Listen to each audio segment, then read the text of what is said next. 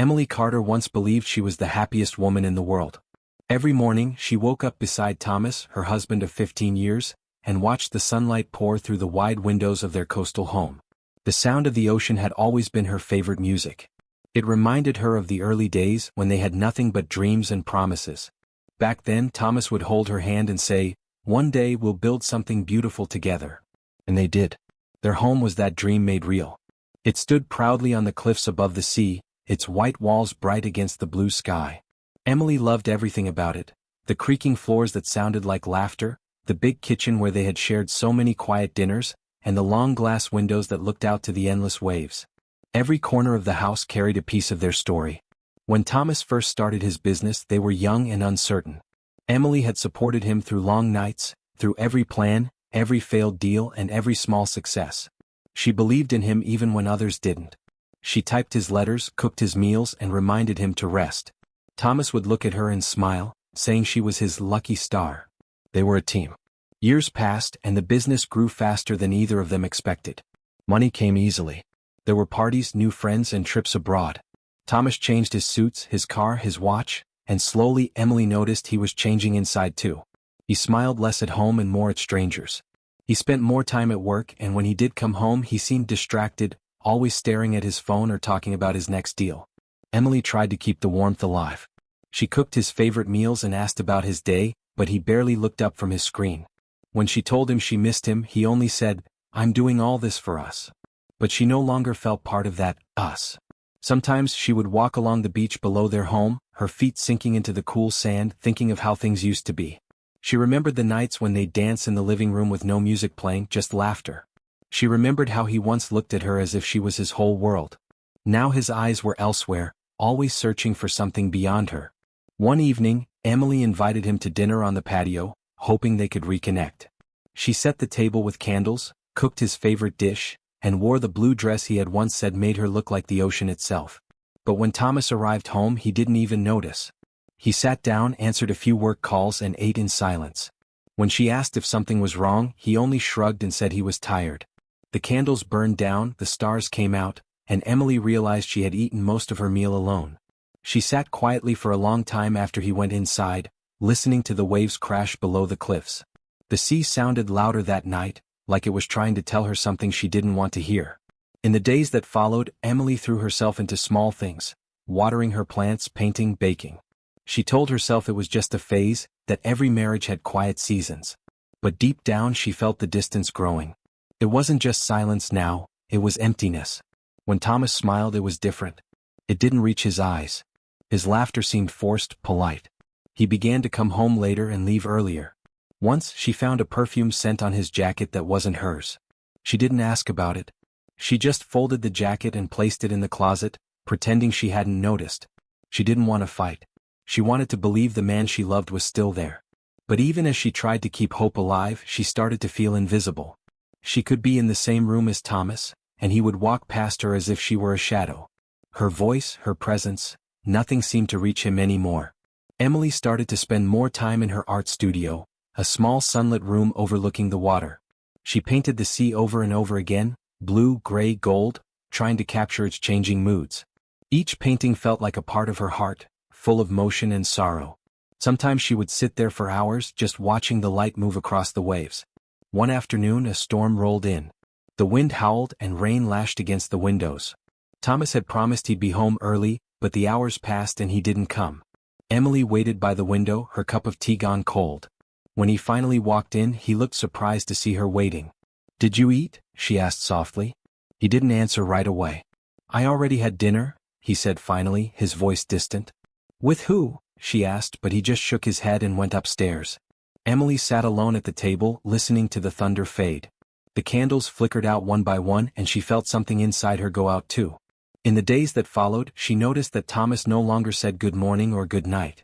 He moved through the house like a stranger. Once, she reached for his hand as they passed in the hallway, but he pulled away. "Don't," he said quietly, not even looking at her. That single word echoed in her mind for days. Emily still woke up early every morning, still made coffee for both of them, still watched the ocean from the window. But the warmth that had once filled their home was gone. The laughter, the shared dreams, the quiet comfort, they had all faded into something she couldn't touch anymore. Sometimes she wondered if this was what being old meant to Thomas. Not her age but her familiarity.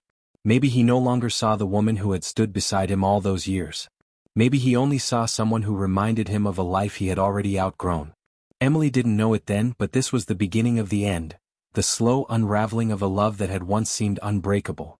And as she stood on the balcony one evening watching the sunset paint the waves gold, she felt a chill that had nothing to do with the wind.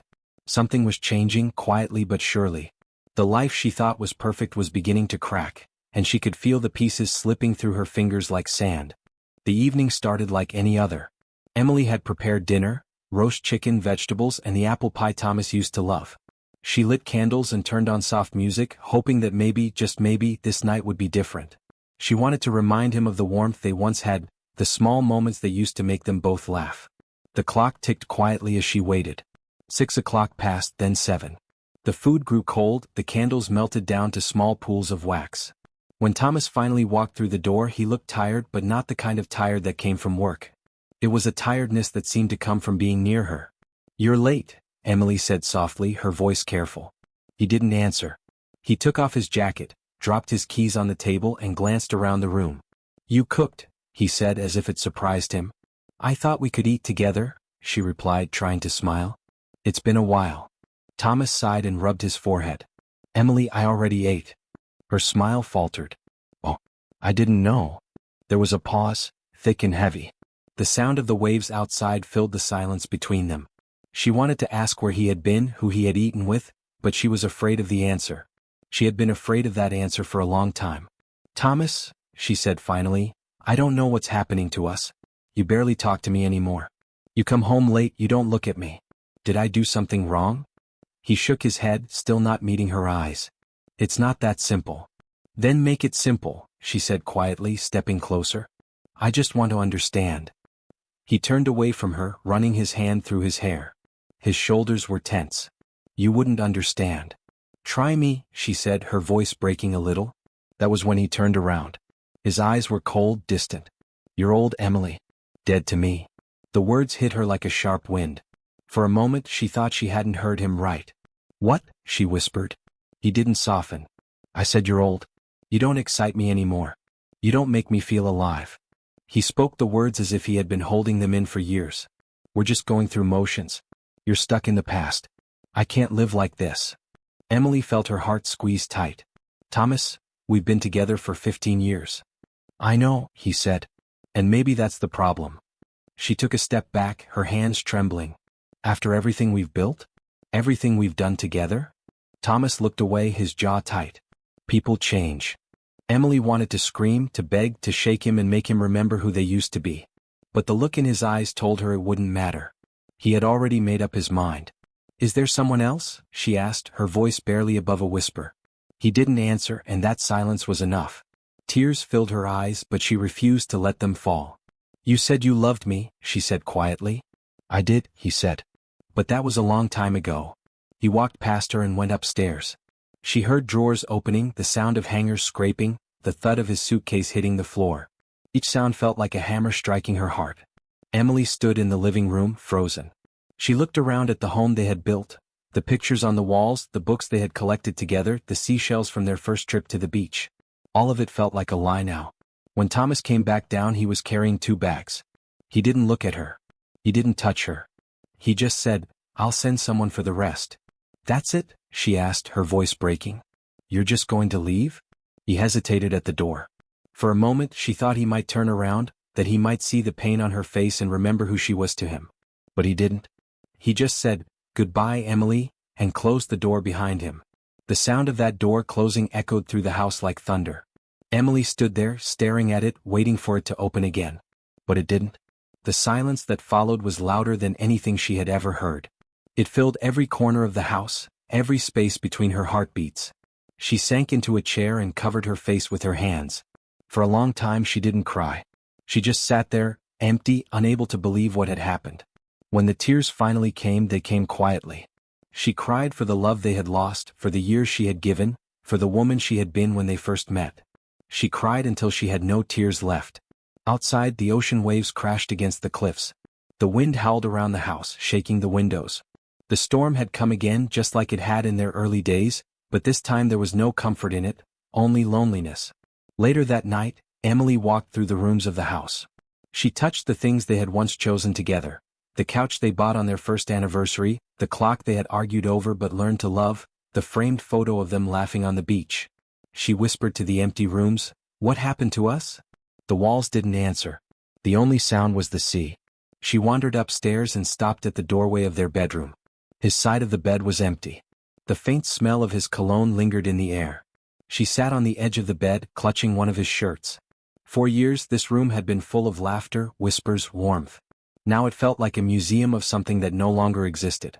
She thought of all the nights she had stayed up waiting for him, the mornings she had made coffee for two, the times she had believed that love could survive anything. She realized now that she had been the only one trying. The next morning she woke to sunlight pouring through the curtains. For a moment she forgot he was gone. She reached out to his side of the bed, but it was cold. The truth hit her again, heavy and sharp. The day moved slowly.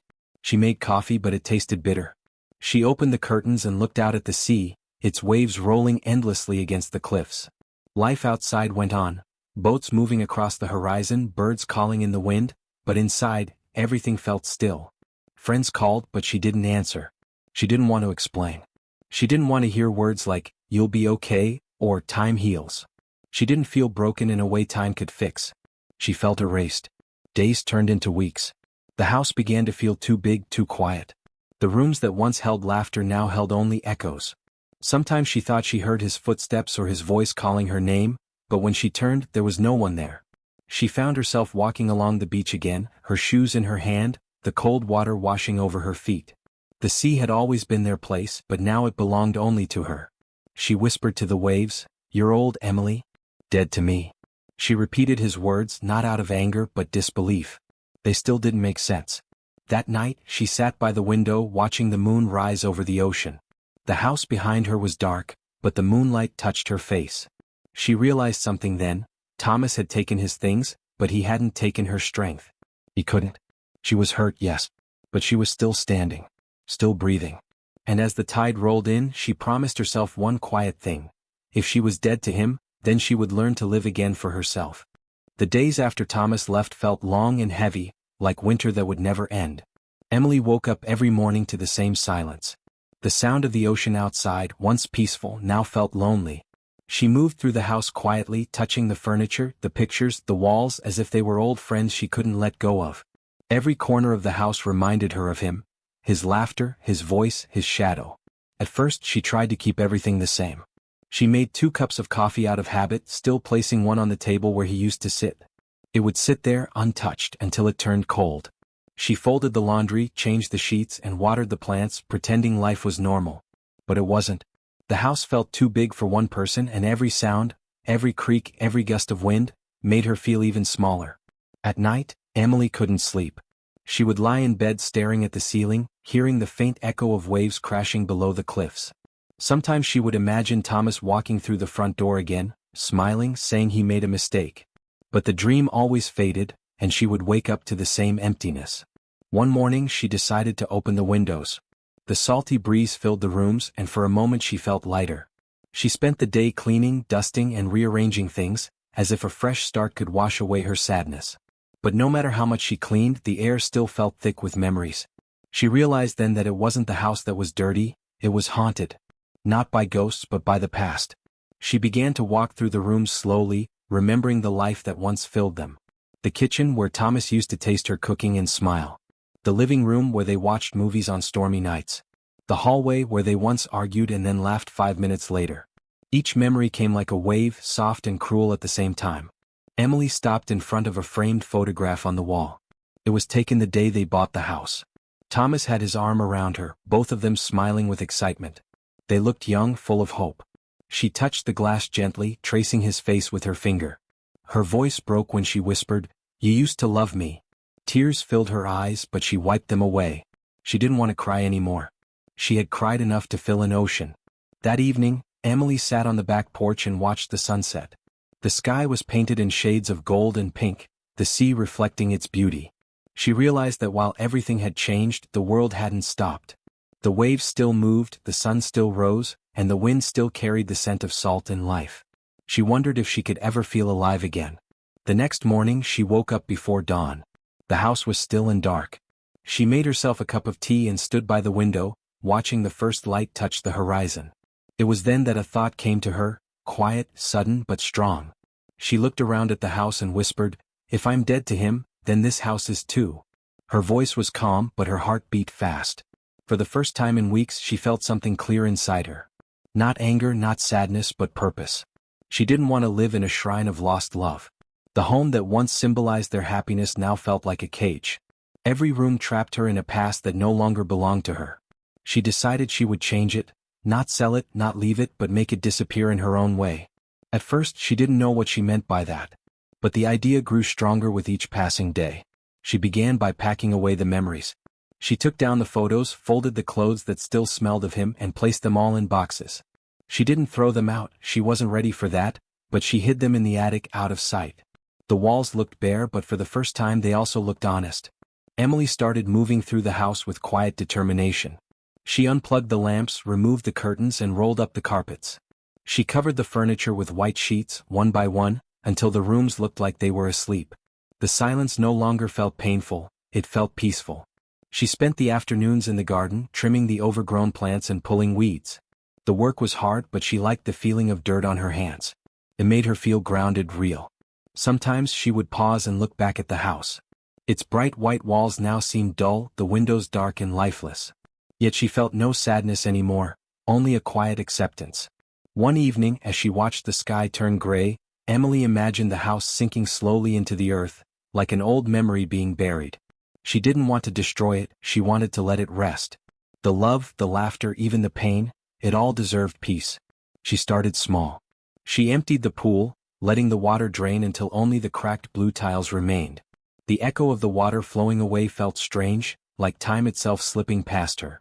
She filled the space with sand from the beach below, each shovelful feeling like a word of goodbye. She closed the shutters and locked the doors of rooms she no longer needed. One by one she sealed them off, until only the kitchen and her bedroom remained open. The rest of the house fell silent, hidden behind walls of dust and forgotten air. As she worked, the neighbors noticed the changes. Some stopped by, asking if she was all right. Emily smiled politely and told them she just wanted to make the place her own. They didn't understand and she didn't explain. This was her journey, her way of letting go. At night, she sat by the window watching the moonlight fall on the covered furniture. The house looked different now, quiet, empty but not sad.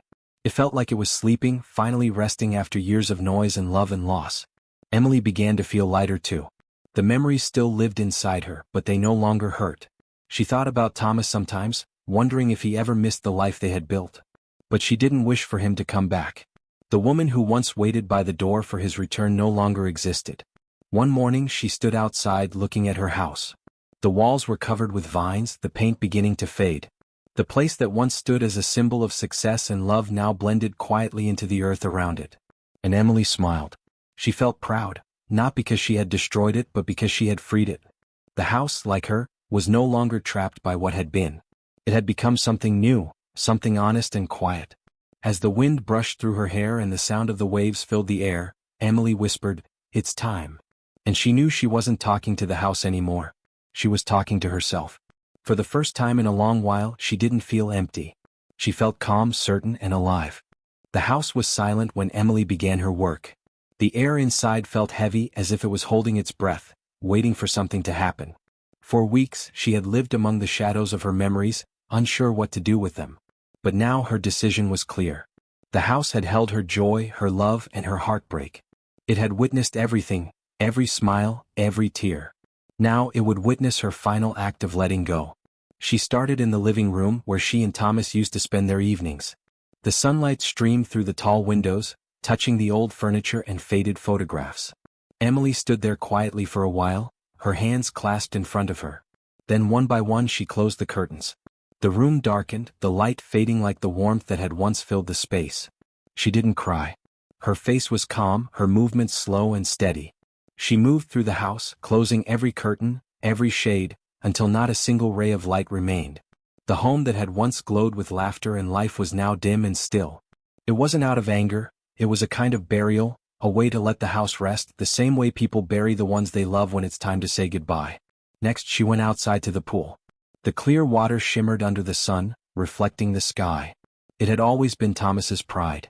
He loved showing it off to friends, boasting about its perfect blue tiles and the ocean view beyond it. Emily had always thought it looked too perfect, too cold. Now, standing beside it, she felt nothing but emptiness. She found the old pump and turned it on. The water began to drain slowly, swirling down the pipes with a low hum. She watched as the surface lowered inch by inch, until the tiles that once sparkled in the sun were left bare and cracked. When the last of the water disappeared, she walked to the shed and brought out bags of sand. Her arms ached, her breath came short, but she didn't stop. She shoveled the sand into the empty pool, her movements steady and quiet. The sound of the shovel scraping the tiles echoed through the still air. It took her hours. When she finally stood back, the pool was gone, just a flat bed of pale sand where the water once danced. She brushed the dirt from her hands and whispered, "Now it can rest." After the pool she turned to the garden. It had once been her favorite place. She used to spend mornings there, planting flowers, trimming the hedges, and humming while the breeze carried the scent of salt and roses. Thomas used to tease her about how much time she spent among the plants. "You talk to them more than you talk to me," he would joke. Now, as she looked at the overgrown flowers and the empty stone path, she thought, maybe that's why they stayed loyal. Emily began covering the garden with earth. She dug and poured soil over the flower beds, burying the roses, the tulips, and the daisies. The bright colors disappeared beneath the brown dirt, and with them went the memories of afternoons spent laughing under the sun. Her hands were blistered, her nails dark with soil, but she didn't stop. She worked until the entire garden was hidden, until nothing but earth stretched before her. By evening she was exhausted, her back aching, her clothes streaked with dirt. She sat down on the steps, breathing heavily, staring at what she had done. The yard that once looked so alive now looked quiet, simple, and still. But to her, it wasn't destruction, it was peace. The beauty she once built for someone who no longer loved her had been laid to rest. The next day she began sealing the windows. She had bought thick wooden boards from the hardware store in town, and though the young clerk had looked at her strangely when she said she needed so many, he didn't ask questions. She carried them home in the back of her old car, unloaded them one by one, and leaned them against the house. Inside the rooms were dim. The air smelled faintly of old wood and dust. Emily started with the windows in the dining room. She nailed the boards into place carefully, each strike of the hammer echoing through the empty house. The sound was sharp and strong, but it didn't scare her. It felt right, final. She sealed one window after another, working her way through the house. With each board she closed off a memory. The window where Thomas once stood and watched the sea. The window where they used to hang Christmas lights. The window where she had once sat and dreamed about their future. When she finished, the house was dark and quiet. The soft light that had once filled it was gone. Emily stood in the center of the living room, her breath slow and calm. The walls around her felt closer now, like a cocoon, safe and private. The world outside could no longer see in, and she could no longer see out. She walked upstairs to their old bedroom. The bed was gone, the curtains drawn, the air cool and still. She sat by the window for a moment, her fingers tracing the glass, and then she pulled the last curtain shut. The room went dark. She could hear the ocean outside, its waves steady and endless. That night, she lit a single candle in the kitchen. The flame flickered softly, throwing warm light on the walls. She ate a small meal, bread and soup, and sat there in silence. For the first time in a long while, she didn't feel the weight of sadness pressing down on her. Instead, she felt calm, as if she had finally done what needed to be done. The house no longer felt like a grave of her pain. It felt like a tomb for the past, a resting place for all the things she could not carry anymore. She thought about Thomas, about his sharp words, his cold eyes, and how easily he had walked away. A small smile touched her lips, not out of bitterness but understanding. He had chosen to leave. She had chosen to stay. But it was she who had found peace. Days turned into nights, and Emily kept to her quiet routine. She wrote in her journal, tended to a few pots of herbs by the window, and listened to the sound of the sea. The house, now sealed and still, seemed to breathe with her. Sometimes she would place her hand on the wall and feel its coolness beneath her palm, like a heartbeat. One afternoon, a neighbor knocked on the front door. Emily didn't answer. The boards covered the windows, and the thick curtains hid the faint glow of light. The neighbor called her name once, then left. Emily watched from behind the curtain until the car drove away. She didn't need company. She had made peace with solitude. As the days passed, the house grew quieter. Dust settled like soft snow over the furniture, and vines began to creep up the outer walls. The home that once shone white in the sun was slowly turning brown and green, blending into the earth around it. To anyone passing by, it looked abandoned. But to Emily, it was exactly as it should be, buried, silent, and at rest. She often sat by the one window she hadn't sealed, the small one in the kitchen, watching the sea in the distance. The waves rose and fell, endless and strong, just like life. She smiled softly to herself. The pain that once ruled her heart had turned into something else, something steady and quiet. In her own way, Emily had buried the past. Not with anger but with love and strength. The house stood still on the cliff, half hidden by the earth and time, a silent monument to what once was. And within its quiet walls, Emily finally found something she thought she had lost forever: peace. The wind was calm the morning Thomas returned. The sun shone weakly through the mist, casting a pale glow over the cliffs where the house stood. From a distance, it looked nothing like the shining white home he had once been so proud of.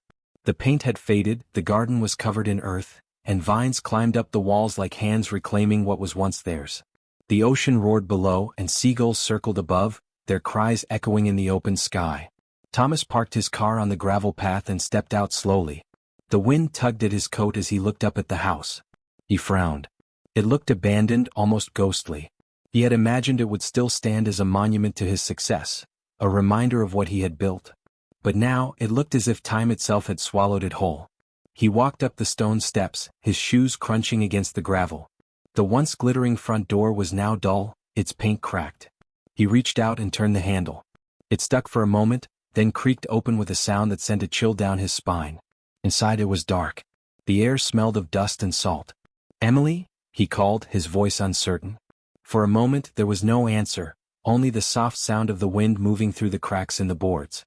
Then from somewhere deeper in the house, he heard slow footsteps. Emily appeared in the doorway to the living room. Her hair was tied loosely, streaked with gray, but her eyes were calm and clear. She didn't look surprised to see him. In fact, she looked almost peaceful. "Thomas?" she said simply. He stared at her. "What happened to this place?" She looked around, her eyes moving over the covered furniture, the boarded windows, the silence that filled every corner. "It's resting," she said. "Resting?" He frowned. "Emily, this is our home.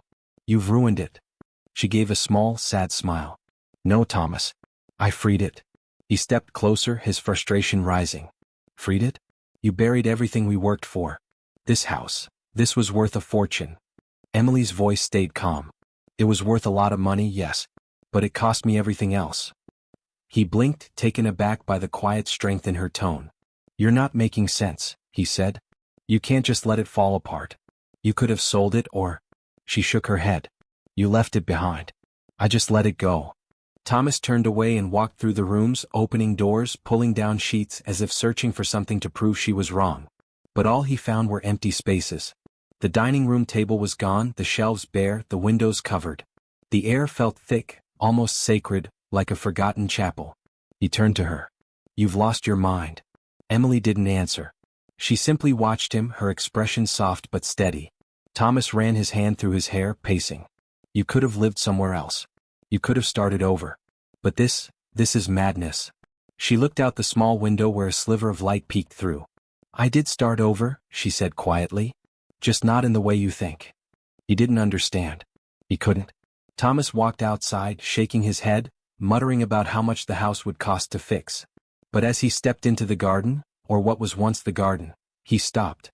The pool was gone, replaced by pale sand that shimmered under the light. The flower beds were covered with dark soil. The place that had once been full of color and laughter now looked calm, silent, whole in its stillness. He turned back toward her. "Why would you do this?" Emily followed him outside. The sea breeze caught her hair, and the scent of salt filled the air. "Because it was time to bury what no longer lived," she said. Thomas laughed bitterly. "You make it sound poetic, but you destroyed everything we built." Emily tilted her head slightly. "Did I? Or did you destroy it the night you told me I was old and dead to you?" His face tightened, the words striking him like a cold wind. He looked away, unable to meet her eyes. For the first time he saw what she had become, not broken, not bitter, but free. He looked around again, seeing the house through her eyes now. It wasn't a ruin. It was something else, something quiet and strong. He realized she hadn't destroyed it out of hate. She had done it out of peace. "You've changed," he said softly. Emily smiled, not proudly but gently. "I had to." He took a deep breath, trying to find words, but none came. He looked toward the sea, its waves crashing against the cliffs, endless and powerful. "You could come with me," he said finally, almost pleading. "We could start again. I was wrong before. I miss you." Emily watched the ocean, her expression unreadable. "You miss what I used to be," she said. "But that woman doesn't live here anymore." He reached out to her, but she stepped back, her eyes kind but firm. "Thomas, I spent years waiting for you to see me. Now that I see myself, I don't need to be seen by you." For a long moment, neither of them spoke. The wind moved through the grass and the sea roared below. Thomas looked down, defeated. Emily turned toward the cliffside path that led to the beach. The sun was rising higher now, painting the sky in soft gold. She began to walk, her steps slow but certain. "Emily," he called after her. "Where are you going?" She stopped and looked back at him one last time. Her face was calm, her eyes bright. "To live," she said. Then she turned and kept walking. Thomas stood there watching her go. The wind tugged at his coat again, the sound of the sea growing louder. Behind him, the house stood silent and still, half buried in vines and earth. It looked like a monument to something long gone, a love that had burned bright and faded, leaving behind only ashes. He took one last look at the place and turned away, heading toward his car. For the first time, he didn't feel proud of what he had built. He felt empty. Down on the beach, Emily walked barefoot along the shore, the cold water touching her feet. The sky stretched wide above her, the air clean and alive. She breathed deeply, feeling the salt sting her lungs. It felt good, real. The waves crashed and she closed her eyes, letting the sound fill her. She wasn't thinking about the past anymore. Not about Thomas or the house or the words that once hurt her. She was thinking about the quiet, about the strength it had taken to stand again. For years she had lived for someone else, for his dreams, his pride, his love. But now she lived for herself. The woman who had been left behind had buried her pain and built something stronger in its place. As she walked further along the beach, her shadow stretched long behind her, reaching back toward the cliffs where the house stood. But she didn't look back. She didn't need to. The wind lifted her hair and she smiled, soft and real. The ocean glittered before her, endless and bright. For the first time in so many years, Emily Carter felt alive. Not as a wife, not as someone's memory, but as herself. And behind her, the house stood still on the cliff, quiet and buried under the weight of what had been, its story ending where hers began again.